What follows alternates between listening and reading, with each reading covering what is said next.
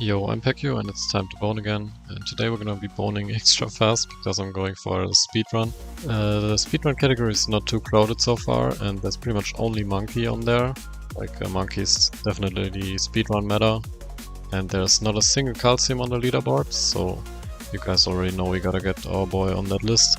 And in this video I'll show you how I did that and what the setup is you need if you wanna try this as well. For the weapons, of course you're gonna run a bone, secondary I like Aegis, because the speedrun meta is kinda thorns and armor, so Aegis plays pretty well into that, since it does scale its damage with thorns and it also just makes your game a lot easier. In the run I had here I found an early Dragonfire. I read in a YouTube comment that is pretty helpful for the thorns build, so I had that toggled on. And yeah, you're mainly looking for Kevin, the cactus item that gives you like ranged thorns damage whenever you take damage. So once you have the Kevin, you will just permanently shoot this out, scaling with thorns. So how we get the thorns up without even the thorns tome, like some people are running it, but I think you get way more thorns damage by running armor. And of course you could run armor and thorns, but you kinda need some lifesteal to like just survive the run, especially since you're not scaling up like crazy. You wanna just go to the bosses as fast as you can, so you need some survivability. That's why most people are taking the bloody tome and the armor tome, and I think that's the way to go. Also on calcium, maybe even more on calcium, because the Monke has a bit more max HP from his passive. We are even squishier, so that's why I think the best setup is bone and Aegis to be a bit more safe. And yeah, Aegis is actually not bad damage. Like in a normal run it doesn't do much, but when you're running thorns it's actually decent. And then you mainly want to just try to get all the shrines, charge them up. You're looking for armor, thorns, attack speed. Here I took damage to leech just because it was like legendary and the rest wasn't too good either.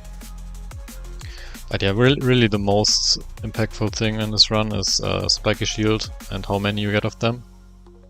And there's a lot of room for improvement here. I think this was like my third try for a speedrun, and we actually got a rank 7 in the world for tier 3 runs. As I said, it's not too crowded yet, so I don't think it's a crazy achievement. But we got calcium on the lists, and I'm pretty happy with that. And I would assume we have a lot of calcium enjoyers here on the channel, so hopefully I will be racing with you guys on that leaderboard soon. I can only encourage you to try that out, because it's so much more fun than trying to go for a high kill run, going in circles for 10 hours. I mean, maybe the next patch makes it more fun again, but the speedrun category is definitely really underrated. And at this point also again shout out to IndieSnek, because his video inspired me to try it myself. And yeah, it really gave me a lot of fun back for this game. So if you haven't seen that one, it's linked in the description too, if you want to watch more about speedrunning Megabonk. I think he went more into the Monke strat. Now let's focus on this calcium speedrun again here. I'm pretty sure that the time you take for like choosing level ups and opening chests doesn't count towards your speedrun time. Because yeah, at the end, when you're done with the run, I think it stops counting the time when you kill the boss. And then the speedrun time will show up when you start a new game, like in your character selection. On the map you're choosing, like if you go for tier 3 forest again, there will be a speedrun time, and that will be the time that counts for speedrun.com. And it's definitely lower than the length of this video, so I'm pretty sure it doesn't count your time for choosing stuff. That's why you don't have to hurry too much. Like I was in a hurry a bit here because I didn't know that, but I think that's the only explanation for this time being shorter than the video. So don't stress yourself on the level up choices and stuff like that. And I mainly prioritized armor on the level up choices, because that just scales your thorn damage the most. As you see, even with very low level weapons, we just almost one-shot the bosses here. Thanks to the thorns, like the cactus, it's also the plug and Kevin that does a lot there. Like we don't have the spiky shield yet. I guess Dragonfire helps a lot too. And Aegis damage actually underrated. Like if you really just go face tank the bosses, your Aegis will do decent damage even before you have the spiky shield. And yeah, that's one of the reasons why I like to take that weapon. And then also, as IndieSnek mentioned in his video, I think it's called Phantom Shroud, that gives you more damage when evading. It's also pretty useful, since you will get a lot of common items. You should get a few of those evasion rings, and then Phantom Shroud, if you get it, will up your damage a decent amount. So that's definitely not an item I would banish. I wouldn't banish blues in general, like you either banish purples to get more spiky shields, or you banish commons. And for the commons I also toggled on key, like you kinda wanna toggle off everything, apart from the items you need on this strategy, like I toggled on Dragonfire, the Kevin, Cactus, and that's basically it almost. Like, oh yeah, of course the spiky shield, if I didn't say that. That's like even the most important one. But yeah, like I toggled off Kubuscate, which I usually like to run, Calcium, and Soul Harvester doesn't really make a difference with the strategy, even if it sounds good. Like Storms really do more. But I feel like Key might still be worth it just so you can open a few more chests. But I'm not too sure about that, I just tested it here in this run. Also there's this item that gives 15% more damage on bosses and elites. I think it's called Boss Buster. Also gotta try testing more on that, if that might be worth to take for a common. Because the key is definitely like, after tier 1 you just go quickly to the next boss portal usually. So then the keys don't really help anymore. I just gotta do more testing, as I said. This was like my third try on speedrunning. And I pretty much just followed the Monke strategy that IndieSnek explained in his video, just that I went for Calcium, of course. Gotta do that on here, my by far favorite character. And yeah, that strategy is basically to go for all the shrines on the first map. And then hopefully we'll have all the items. Like here I still didn't have the spiky shield, which is pretty important, but I don't think you need it in tier 1 necessarily.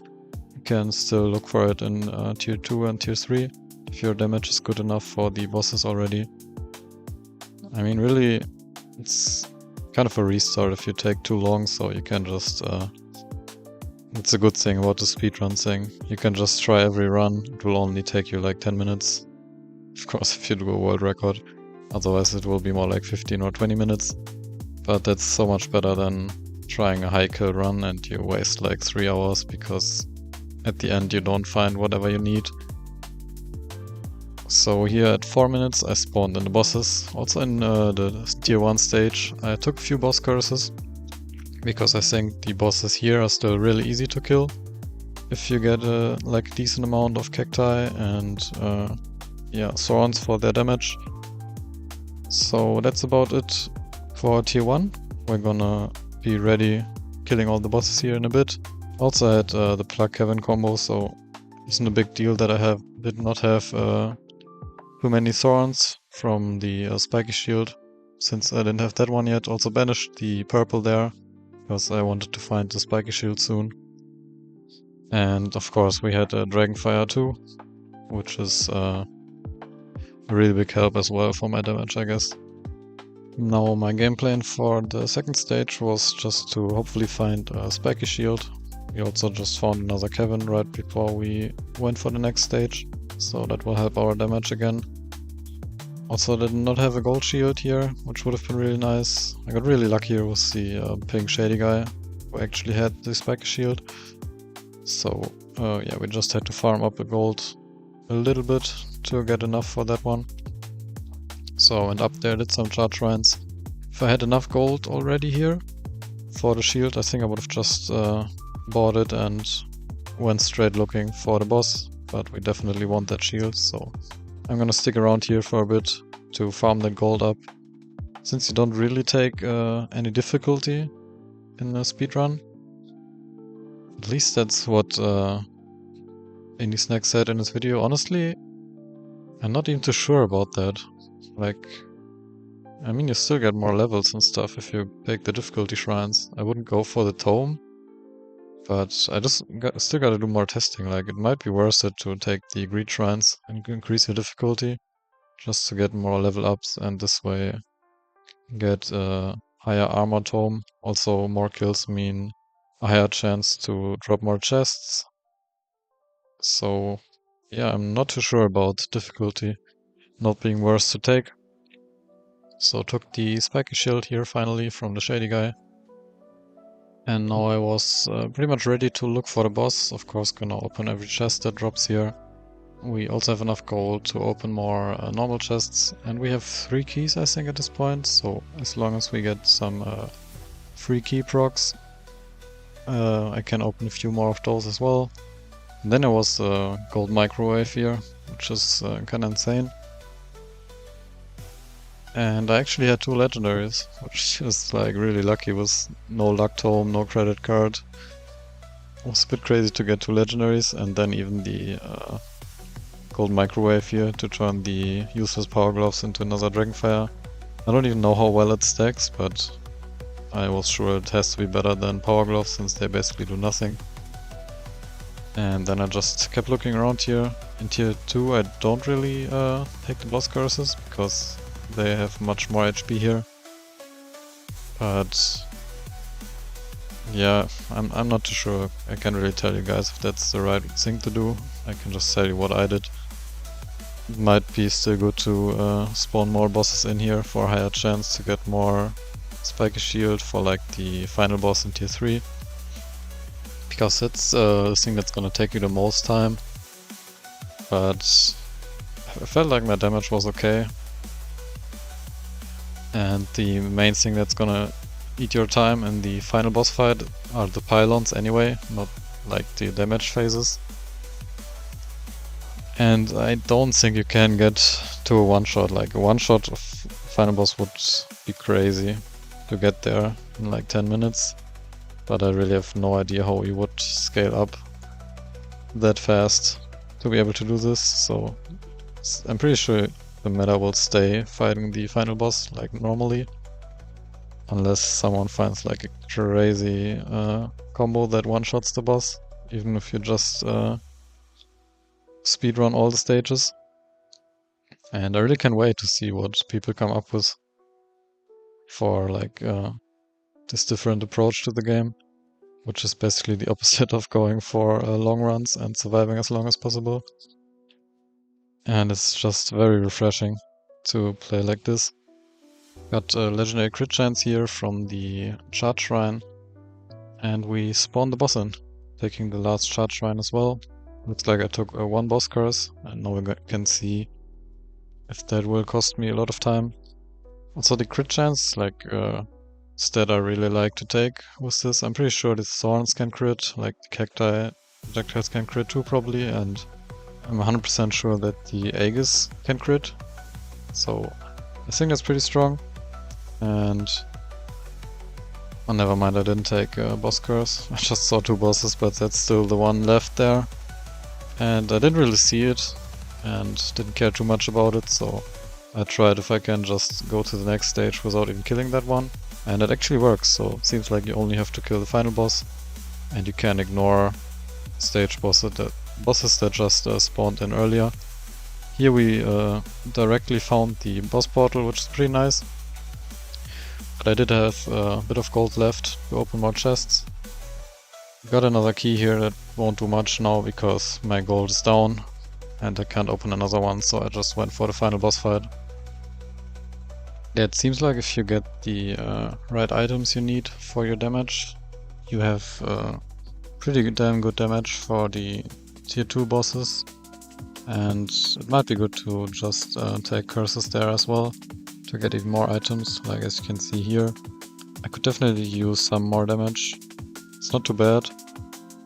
Like, I think it's not even that much worse than when I go for high kill runs sometimes. Because Bone just doesn't deal any damage, so getting this thorn combo almost matches like a maxed out Bone weapon damage. So yeah, we're just gonna go for the pylons here. Got 2 out of 3 down. And as long as he has the shield, you gotta be a bit careful, since you can't really lifesteal if you get hit there. Then after the first phase you will get your Aegis back, or like your second weapon if you took something else. And this definitely makes it a lot safer and ups your damage. You can just walk into him and let your Aegis proc with the Thorn damage. And also if you get hit here, your Aegis will block a lot of damage. So I think Aegis is really the way to go. It just makes this strategy easier, like with stuff like that. I have gotten a one-shot in situations like these from the final boss, and I think with Aegis that just doesn't happen as fast. I mean, the armor probably helps a lot too, but I'm not sure if there's any weapon that would deal even more damage than the Aegis. So now that we got the pylons down again, we can damage the boss again. And there's definitely room to improve on the damage here. Like, that would save a decent amount of time to get more damage on the boss here, but I think the main thing that can save you time is if you spend less time in the stages finding your items. But that's a bit of RNG, of course. And then it comes down to skill with like bunny hopping and just strategy. Like, I think it's pretty fun category to speedrun this, just because there are a lot of factors that impact it.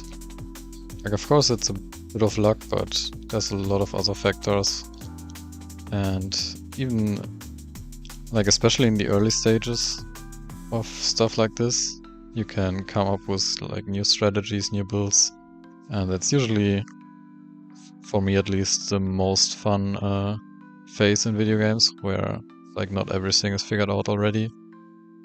And as long as Vedi keeps adding new stuff, this will pretty much just like give new opportunities for new strategies all the time. And I just hope that's gonna happen, and that speedrun becomes more of a real category and not just the high kill runs. Then of course I would also love character leaderboards, so we don't have to like fight with Calcium against all the meta characters. And yeah, the speedrun time should have stopped here when the boss died. We're gonna exit the portal in just a second, and then I'm gonna check the speedrun time on there. That's like a requirement too for speedrun.com when you submit runs over there. Like here it says time alive 13:54, but the speedrun time in the character selection is actually even less, saying like 13:30 here. So yeah, I'm pretty happy with that. Let me guys know if you find something out that is fun with Calcium to use in speedruns, and I'll see you when we bone again.